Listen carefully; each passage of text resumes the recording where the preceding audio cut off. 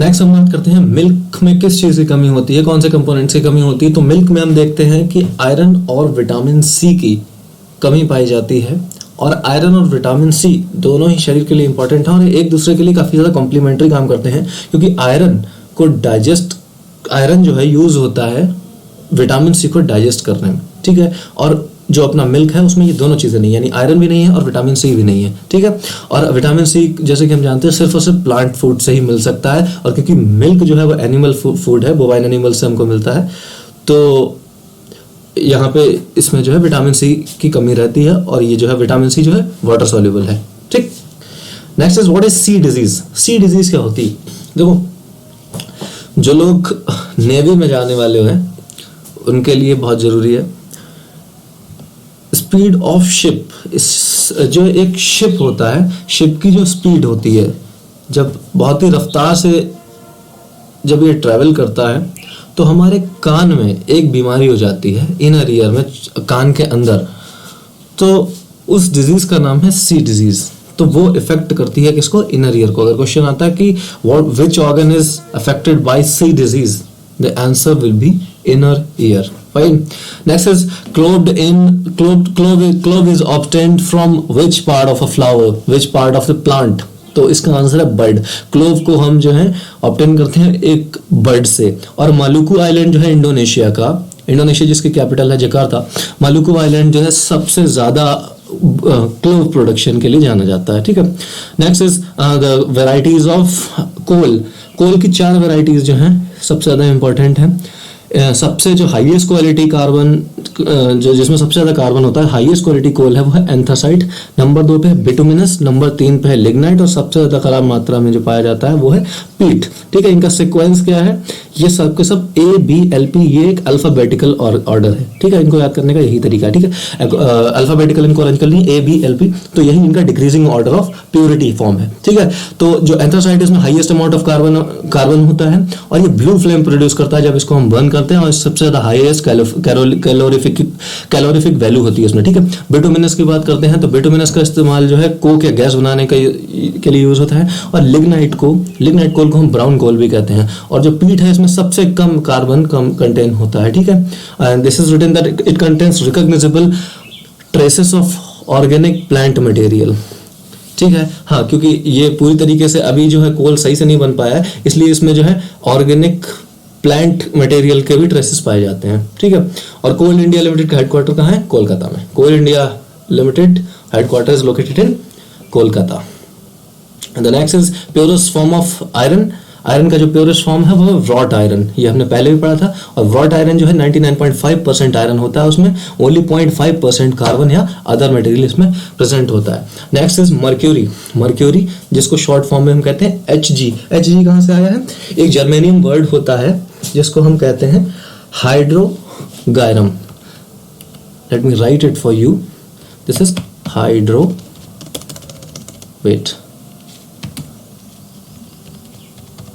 हाइड्रोगायरम। Hydro word आपको पता है, ये होता है वाटर के लिए। हाइड्रो मीन्स वाटर, और ये जो वर्ड है गायरम वर्ड जो है इसका मतलब होता है सिल्वर, यानी अ silver that is like water, ठीक है। तो इसका इस्तेमाल जो है हमने अपना ये जो Hg वर्ड जो कि मरकरी के लिए इस्तेमाल किया, क्योंकि मरकरी के बारे में हम जानते हैं ये नॉर्मल रूम टेम्परेचर पे ये जो है लिक्विड फॉर्म में पाया जाता है। Only metal that is found at liquid state at room temperature, ठीक है। और ये जो है मरकरी का जो कॉम्बिनेशन होता है इसको हम एमेलगम कहते हैं, जो दूसरे सब्सटेंसेस के साथ बनाता है, दूसरे एलिमेंट्स के साथ बनाता है, ठीक है।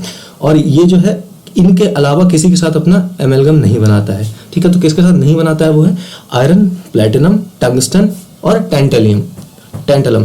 इनके अलावा ये सभी के साथ जो है एमेलगम फॉर्म कर देता है, ठीक। और अगर मरकरी का कंजम्पशन हो जाता है कंटामिनेटेड वाटर के थ्रू या किसी और सब्सटेंस के थ्रू, तो due to consumption of mercury एक डिजीज होती है, उस डिजीज का नाम होता है मिनीमेटा डिजीज। और इस डिजीज में होता क्या है? इस डिजीज से जो अपना सेंट्रल नर्वस सिस्टम होता है वो डैमेज हो जाता है, ठीक है। तो अपना सेंट्रल नर्वस सिस्टम जो है प्रॉब्लम कर देता है। तो और इसका जो फ्रीजिंग पॉइंट होता है, जो मरकरी का फ्रीजिंग पॉइंट होता है वो -39 डिग्री सेल्सियस, ठीक है। क्योंकि इसीलिए जो है ये रूम टेम्परेचर पे जल्दी से मेल्ट रहता है, ठीक। और अगर हमको इसीलिए इसका इस्तेमाल जो है हम लोग जो है टेम्परेचर मेज़र करने में करते हैं क्योंकि लिक्विड रहता है। लेकिन अच्छा, अगर हमको इससे भी लो टेम्परेचर के अगर जो है टेम्परेचर हमको मेज़र करना हो, मान लो -50°C हमको मेज़र करना है, तो हम क्या इस्तेमाल करेंगे? तो हम यूज़ करते हैं अल्कोहल थर्मोमीटर। और जो अपना अल्कोहल थर्मोमीटर है वो -114°C तक का टेम्परेचर मेज़र कर सकता है, ठीक है। तो -39°C जो है इसका फ्रीजिंग पॉइंट है। और अल्कोहल थर्मोमीटर का इस्तेमाल हम करते हैं -39 से और नीचे के टेम्परेचर्स को मेजर करने में, ठीक। The next is petroleum wax. और पेट्रोलियम वैक्स को हम पैराफिन वैक्स भी कहते हैं, PARAFFIN। और इसका इस्तेमाल हम करते हैं कैंडल, पॉलिश एक्सेट्रा बनाने में, ठीक है। जो पेट्रोलियम वैक्स का जो प्रोडक्ट है पैराफिन वैक्स, इसका इस्तेमाल करते हैं कैंडल या पॉलिश बनाने में, ठीक। या इसमें पेट्रोल, डीजल जो है या वैक्स जो है ये सेडिमेंट्री रॉक्स के पार्ट है। सेडिमेंट्री रॉक्स के अंदर से ये चीजें हमको ऑब्टेन होती है, fine. The next is what entomophily. Ento word is related to insects, fine. Now flower emit fragrance to attract insect for pollination. जो फ्लावर्स होते हैं, एक एंटोमोफिली प्रोसेस होती है जिसके थ्रू जो है फ्लावर्स जो है वो पॉलिनेशन करवाते हैं इंसेक्ट्स का यूज करके। तो उस केस में जो फ्लावर्स अपनी फ्रेग्रेंस छोड़ते हैं उन्हें देख के अट्रैक्ट होते हैं इंसेक्ट्स और उस पर बैठ के वो पॉलिनेशन करते हैं, ठीक है। ट्रांसफर ऑफ पॉलन ग्रेन्स करते हैं, ठीक। तो इस प्रोसेस को हम क्या कहते हैं? एंटोमोफिली। और गिबरेलिंस रिस्पॉन्सिबल फॉर फ्लावरिंग। देखो कुछ प्लांट हार्मोन्स होते हैं, ठीक है। जैसे हमारी बॉडी में अभी हम लोगों ने बात करी थी एड्रेनलिन है, और अपना जो आयोडीन से हम लोग जो आयोडीन की कमी से जो हो जाता है ग्वाइटर, ठीक। थायराइड ग्लैंड है, ये सारे ग्लैंड्स हैं जो कुछ ना कुछ हार्मोन रिलीज करते हैं। इसी टाइप से हमारे प्लांट्स में भी कुछ हार्मोन्स होते हैं, ठीक है। उसमें से एक हार्मोन है गिबरेलिंस। ये जो गिबरेलिंस है यही वो हार्मोन है जिसकी वजह से प्लांट्स के अंदर फ्लावर्स निकलते हैं। जो प्लांट्स में जो फ्लावरिंग होती है वो इसी हार्मोन की वजह से होती है, ठीक है। इसके अलावा एक हार्मोन होता है ऑक्सिन, और एक होता है साइटोकाइनिन, एक होता है एब्सिसिक एसिड, एक होता है इथाइलिन। तो अपना जो इथाइलिन होता है उससे क्या होता है, फ्रूट जो है जो अपना फ्रूट मैच्योर होता है, यानी जो फल है वो पक जाता है, तो वो इथाइलिन के प्रेजेंस से होता है। अच्छा, और जो साइटोकाइनिन है, प्लांट्स जब बड़े होते हैं और उनके अंदर जो सेल डिवीजन होता है, cyto word refers to the cell, kinin is relates to the division, so cytokinin is actually division of cell. तो इस हार्मोन से क्या है, हमारे जो प्लांट के जो हार्मोन्स हैं, प्लांट की जो सेल्स हैं वो डिवाइड होते रहते हैं, प्लांट की ग्रोथ में हेल्प करते हैं। तो साइटोकाइनिन जो हार्मोन है उससे प्लांट की ग्रोथ होती है, और ऑक्सिन है ये उसकी लेटरल ग्रोथ जो है, वर्टिकल ग्रोथ में हेल्प करता है, ठीक है। जो प्लांट लंबे होते चले जाते हैं ये ऑक्सिन की देन है, ठीक। और एक होता है एब्सिसिक एसिड। अब एसिड है तो जनरली हम लोग एसिड जो है हार्म करते हैं, तो एब्सिसिक एसिड नाम का जो हार्मोन है वो प्लांट की ग्रोथ इनहिबिटर के रूप में काम करता है। क्योंकि ऐसा भी तो हो सकता है प्लांट अब बढ़ते ही चले जाएं और वो रुके ही ना, मतलब अगर वो 100 मीटर ऊंचा प्लांट पहुंच जाता है तो वरना वो ग्रोथ उनकी रुकेगी नहीं। तो abscisic acid is used as a growth inhibitor, ठीक है। You may write these points, okay. The next is starch. तो जो है स्टार्च से जो ग्लूकोज बनता है ये किसके प्रेजेंस में बनता है, अमाइलेज के प्रेजेंस में बनता है, ठीक। और सुक्रोज के प्रेजेंस, सुक्रोज में अगर हम इन्वर्टेज का यूज करें तो उससे हम क्या बना सकते हैं, हमारे पास ग्लूकोज और फ्रक्टोज दो शुगर आती हैं, ठीक है। सुक्रोज जैसा कि हम जानते हैं हमारी टेबल शुगर है, उसमें इन्वर्टेज के यूज से हम उसे स्प्लिट कर सकते हैं ग्लूकोज और फ्रक्टोज में, ठीक। फ्रक्टोज जैसा कि हमने जाना है कि ये फ्रूट शुगर इसे कहते हैं, और ये जो है स्वीटेस्ट शुगर है, ठीक। Next is rocket engine. और रॉकेट इंजन जो है कौन से लॉ ऑफ मोशन पे काम करता है, this is third law of motion, that is action and reaction law, ठीक। और ये और क्या प्रूव करता है, law of conservation of momentum, यानी initial momentum and final momentum will always remain conserved, will always be constant and will be same, ठीक। Next है चारकोल। चारकोल क्या है? वुड के कोल को कहते हैं, ठीक है। और ये एक एड्सॉर्बेंट की तरह यूज होता है वाटर ट्रीटमेंट में, ठीक है। यानी चारकोल का इस्तेमाल हम करते हैं वाटर ट्रीटमेंट में, वाटर प्योरीफाई करने में हम चारकोल का इस्तेमाल करते हैं, फाइन। नेक्स्ट है seaweed. What is seaweed? Seaweed हमें आयोडीन देता है, ठीक है। और ये मरीन एल्गी है, यानी समुद्र के अंदर जो एल्गी पाई जाती है उसका नाम है सीवीड, ठीक। और ये इससे हमें क्या मिलता है? Iodine. So next time question comes, what is the product obtained from a seaweed? The answer will be iodine. The next is what is antipsychotic drugs? What are antipsychotic drugs? As I earlier told you, the word psych is related to the mind, ठीक। तो जो साइक word है ये दिमाग से संबंधित है, ठीक। एंटीसाइकोटिक ड्रग्स वो होते हैं जो हम जो थोड़ा दिमागी रूप से कमजोर लोग होते हैं, या जिन्हें हम लोग मेंटल बोलते हैं ना, जिनका थोड़ा प्रॉब्लम होता है, मेंटली डिस्टर्ब्ड होते हैं थोड़े से, तो अगर हम उन्हें वो ड्रग्स खिलाते हैं जो मेंटल हेल्थ प्रॉब्लम्स से रिलीफ देने के लिए जो ड्रग्स हम खिलाते हैं उनको, तो उनसे कुछ साइड इफेक्ट्स दिखाई देते हैं जिनको हम कहते हैं एक्स्ट्रा पायरामिडल सिम्टम्स, ठीक है। ये इनके साइड इफेक्ट्स होते हैं। तो ये एक्स्ट्रा पायरामिडल सिम्टम्स क्या होते हैं? जिसमें जो है मतलब कोई इंसान रेस्ट नहीं रह सकता है, रेस्ट नहीं मिलता है उसे आसानी से, और उसके इनवॉल्यूंटरी फेशियल मूवमेंट होने लगता है जिससे बहुत ज़्यादा इरिटेटेड फील करता है। तो ये एंटीसाइकोटिक ड्रग्स के कुछ साइड इफेक्ट्स हैं जिनको हम एक्स्ट्रा पैरामिडल सिम्टम्स कहते हैं, ठीक है। द नेक्स्ट इज कॉकरोच के कितने पैर होते हैं? तो 6 होते हैं। देखो with diagram I have shown you कि 6 पैर होते हैं, ठीक यार। डॉक्टर ऑफ द हाउस किसे कहते हैं? डॉक्टर ऑफ द हाउस कहते हैं, where you gone? Doctor of the house कहते हैं आंवला को, और इसे हम गूसबेरी के नाम से भी जानते हैं। इंडियन गूसबेरी इसका जो है साइंटिफिक नेम है, आंवला का, ठीक है। आंवला को डॉक्टर ऑफ द हाउस कहते हैं, रिमेंबर इट। बनियान ट्री जिसका साइंटिफिक नेम है फाइकस बेंगालिनेसिस, ठीक है। फाइकस बेंगालिनेसिस इसका जो है साइंटिफिक नेम है। और टाइगर का जो साइंटिफिक नेम है वो है पैंथेरा टाइग्रिस, ठीक। बायोम की बात करते हैं। बायोम क्या है? वो जगह जहाँ पे प्लांट्स और एनिमल्स जो है एक साथ रहते हैं, ठीक। प्लांट्स एंड एनिमल्स एक साथ जहाँ पे रहते हैं वहाँ पे हम कहते हैं बायोम, ठीक है। और एंथ्रोपोजेनिक बायोम है, एक है नेचुरल बायोम। एंथ्रोपोजेनिक यानी जो ह्यूमन मेड है, ह्यूमन द्वारा जनरेट किया हुआ जो बायोम है। तो जैसे हमने खुद से जो बनाया है, यानी क्रॉप फील्ड, जो क्रॉप लैंड बनाया है, या हमने एक वो जिसमें वो रहते हैं, अरे क्या कहते हैं उसको, एक्वेरियम, हाँ। तो बायोम क्या है? जहाँ प्लांट्स और एनिमल्स एक साथ रहते हैं। एंथ्रोपोजेनिक बायोम वो हैं जिन्हें ह्यूमन मेड है, जैसे क्रॉपलैंड हो गया और अपना एक्वेरियम हो गया, ठीक। तो और नेचुरल बायोम वो हो गए जैसे जो हमारे नेचुरली पहले से प्रेजेंट है, जैसे कि फ्रेश वाटर हो गया और ग्रास लैंड हो गए, ठीक है, सीज हो गए, तो ये सारे natural biome. Fine, moving to the next question, what is keratin protein?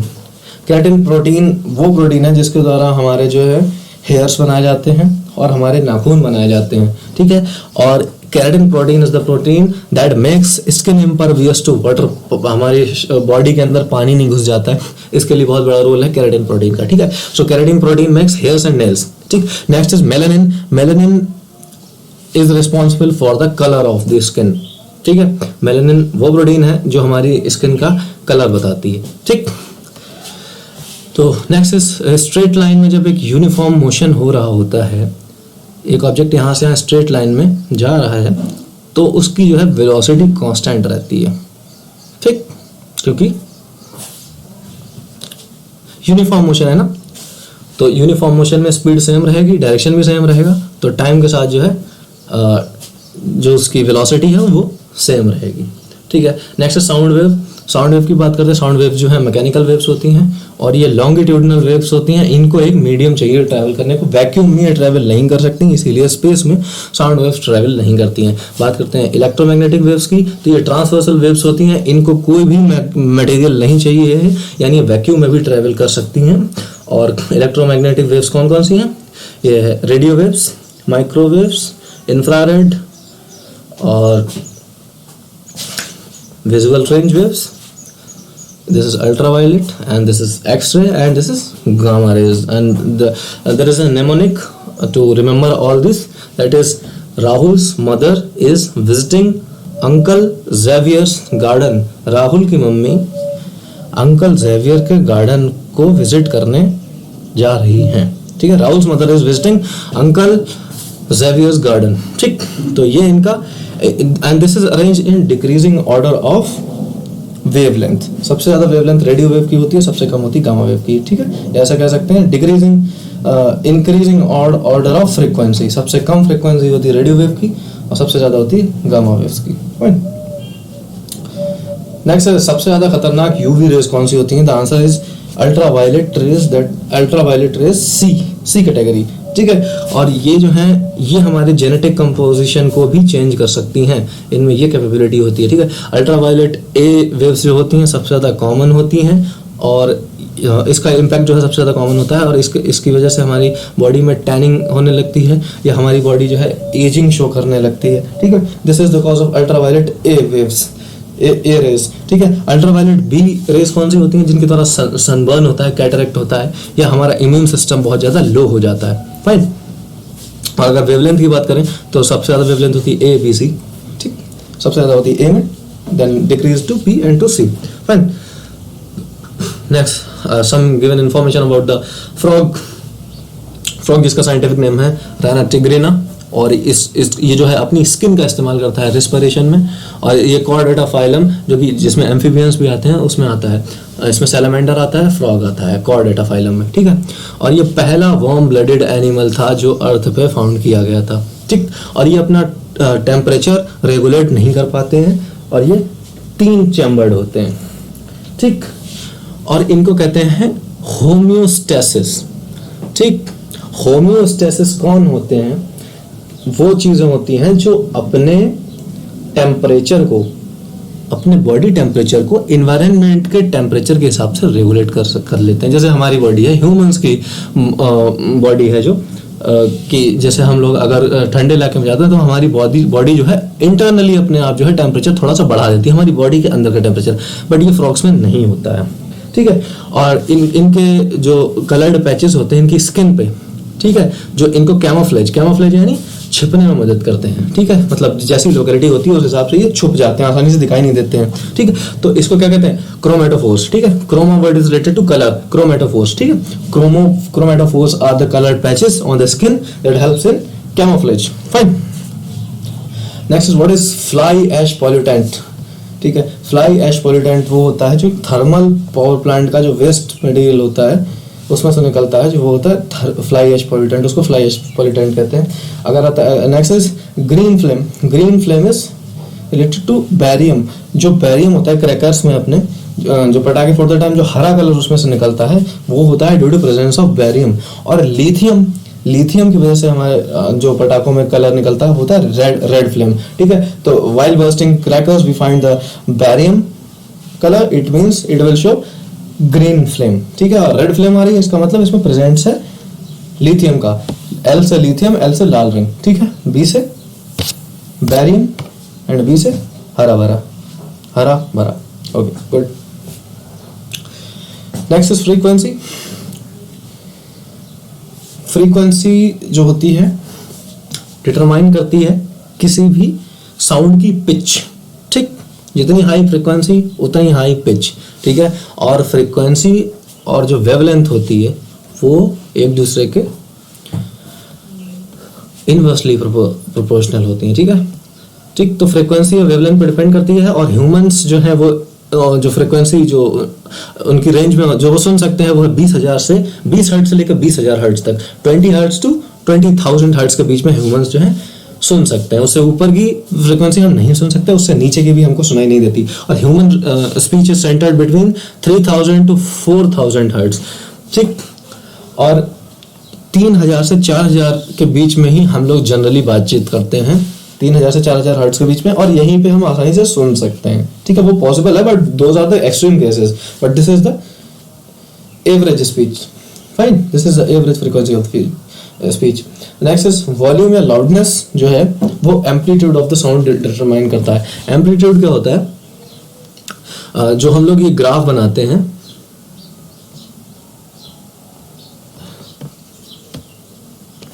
ये जो हम लोगों ने ग्राफ बनाया है, साउंड वेव्स बनाई हैं, इसमें इनकी जो हाइट होती है क्रेस्ट और ट्रफ के बीच में जो हाइट होती है, इसको हम एम्पलीट्यूड कहते हैं। तो यानी ये ग्राफ जितना ऊपर जा रहा है, ठीक है, इसको हम एम्पलीट्यूड कहते हैं। और एम्पलीट्यूड जो है किसी भी साउंड की जो है वॉल्यूम या लाउडनेस दिखाता है। तो जितनी ज़्यादा एम्पलीट्यूड होगा उतना ज़्यादा वॉल्यूम लाउड होगा। एम्पलीफायर्स का यही काम होता है, ये इनकी जो है लाउडनेस को इंक्रीज कर देते हैं। और लाउडनेस की यूनिट यानी साउंड की जो यूनिट है वो है क्या, बेल, या इसको हम डेसिबल भी है, ठीक है।